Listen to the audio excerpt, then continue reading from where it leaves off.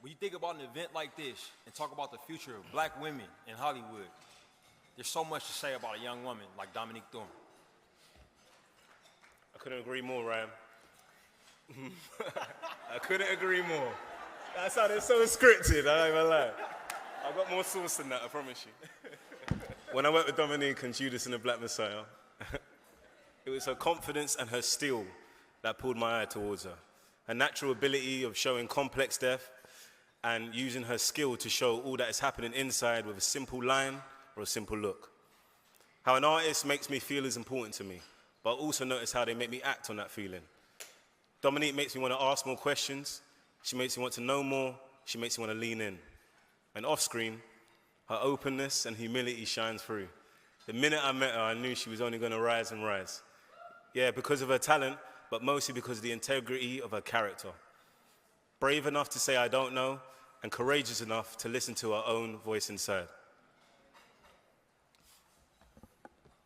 I couldn't agree more, Daniel. Thank you, Ryan. When I first met Dominique, it was 2016, and we were casting our film Black Panther, and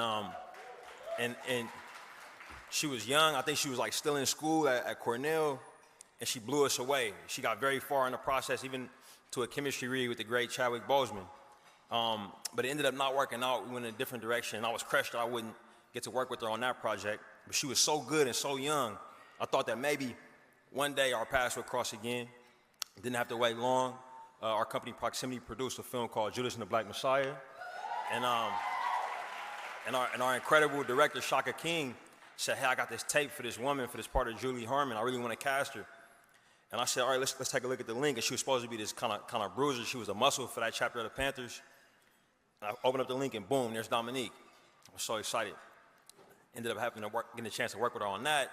And later on, Black Panther Wakanda Forever, when she brought the character Riri Williams to life. And it's been amazing. She's incredible to work with. I know she's going to have an incredible impact on the industry and on the world. I'm so proud of her. And let's take a look at some of her career so far.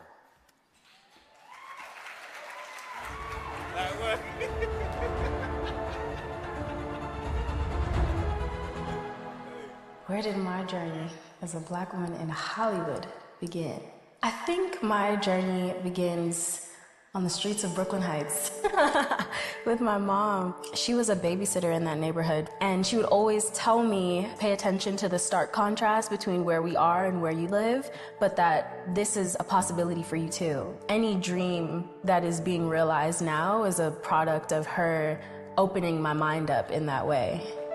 In love with acting since she was a small child, Dominique attended Manhattan's prestigious professional performing arts school. After graduation, she entered Cornell University, where she excelled in student productions. It was while at Cornell that Dominique got her big break, making her feature film debut in director Barry Jenkins's film, If Beale Street Could Talk. I was just so convicted by the fact that this was James Baldwin's words. This would be the first film adaptation of what is truly a love story. He's strong. We'll be all right. But we gotta get him out of there. If he'd done his reading and his studying when he should have, he wouldn't be in there in the first place. But despite her silver screen shine, Dominique began having second thoughts about acting in Hollywood altogether. I'm feeling like I need to be self-sufficient as a college graduate. Postponing acting and set to take a 9-to-5 gig in Chicago, one conversation changed everything for the budding star. A professor in the Performing and Media Arts department, he had directed my first play at Cornell. He asked me if I wasn't deferring my dreams for some supposed responsibility. Who am I truly responsible to is kind of what the question was. So it felt like a true leap of faith to say no to a job, to move back home and just take the risk of auditioning until I get a yes, but prayerfully that yes came not too far after graduation, and that was Judas. In this gripping car scene, Dominique brings an intensity to her character, Black Panther Judy Harmon. What was all that shit about a badge? Badge?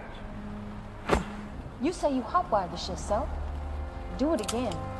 Okay, look, I ain't got no goddamn tools on me right now to do it right this second. Comrade, reach in my boot. Now, y'all. With Dominique star on the rise and Hollywood taking notice, came the opportunity of a lifetime.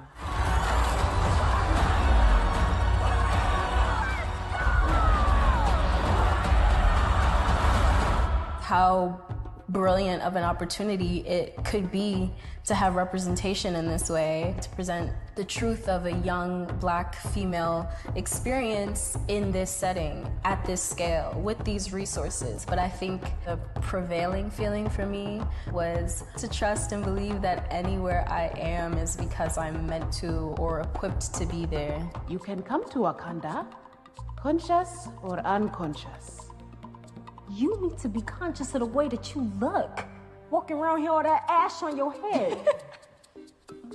Oh, it's funny. No, it's not. I told you. You look good. So, welcome to the MCU. From her dynamic debut in the Marvel Cinematic Universe, Dominique will soon soar again in the MCU. This time in a Marvel series, Riri becomes Ironheart. What can you tell us about Ironheart, what to expect? It's really just taking several steps deeper into this young mind that we've only just begun to know. Looking towards her future, Dominique sees bright days ahead. Who is Dominique Thorne in the future? I say homegirl is grounded. She is truly rooted in all that she is, confident in what she has to offer. That allows for a whole fountain of love and creativity to pour out in a genuine way.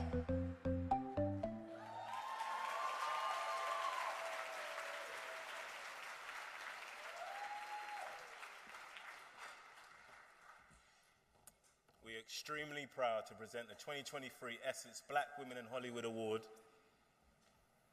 Cliffhanger. To Miss Dominique Thorne.